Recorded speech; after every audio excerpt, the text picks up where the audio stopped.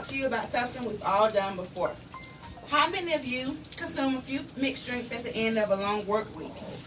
As you unwind and begin to relax, the mixed drinks turn into straight shots. You're surrounded by friends or family, you're having a great time. You lose track of how many shots of vodka or maybe tequila that you've had. Or maybe you drink beers or mixed drinks. Then your head starts spinning and your stomach gets queasy and you say, okay, I've had enough. So you go home to sleep it off.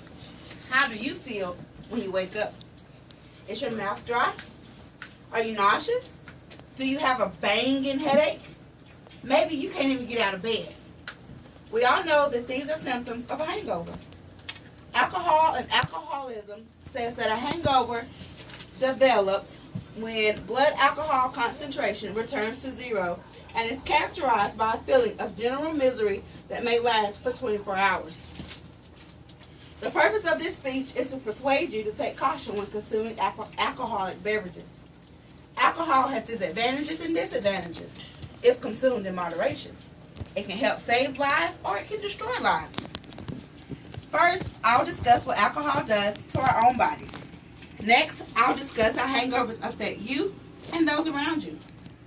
Finally, I'll discuss how alcohol can be one of the ugliest things on earth.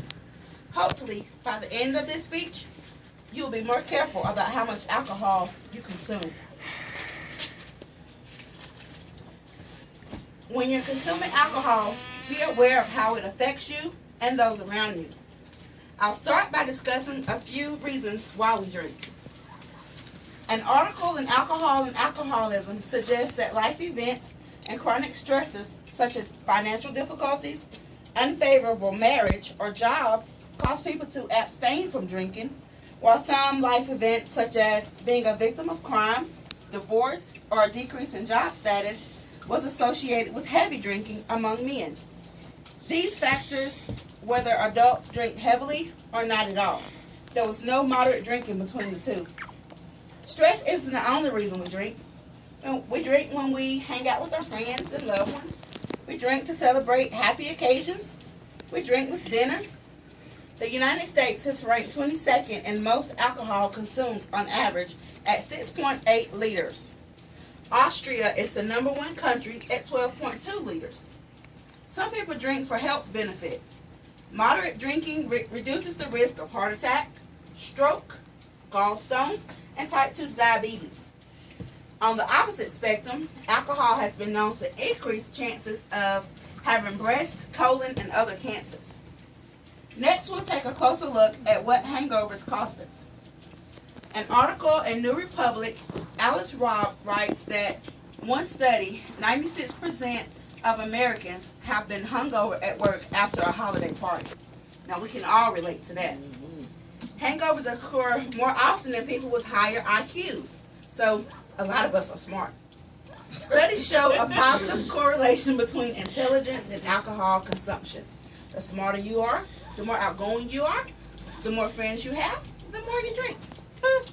According to a study in the journal Annals of Medicine, hangovers cost $148 billion annually, with an average cost of $2,000 per working adult due to missing work and poor job performance.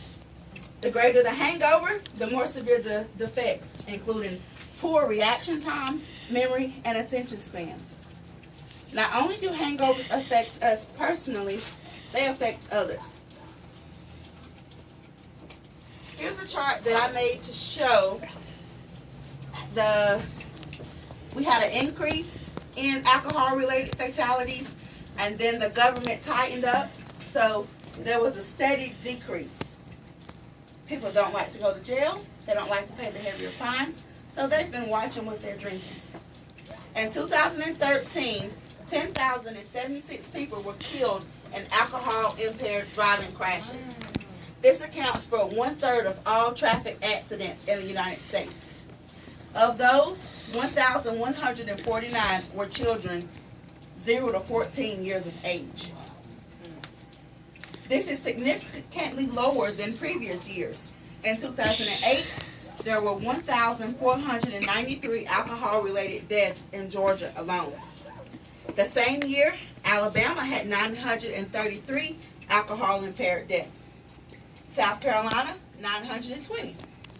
Tennessee, 1,035. And Florida beats it for the South with 2,978 alcohol-impaired deaths in 1 year. Why are these numbers now decreasing? There are tougher penalties against drunk drivers, and adults are more aware of the issue. After seeing how our choices affect others, I hope you'll think twice about your amount of alcohol consumption. Alcohol is what a majority of people use to relax. We have to do our part and make sure that every adult is aware of the consequences of overconsumption. So when you're drinking shot after shot, make sure you have a designated driver, make sure you prepare yourself for hangovers, and to take a possible loss at work. I'll leave you with this quote from Charles Bukowski. Drinking is an emotional thing. It joggles you out of the standardism of everyday life, out of everything being the same. It yanks you out of your body and your mind and throws you against the wall. I have the feeling that drinking is a form of suicide where you're allowed to return to life and begin all over the next day. It's like killing yourself and then you're reborn. I guess I've lived about 10 to 15,000 lives now. You should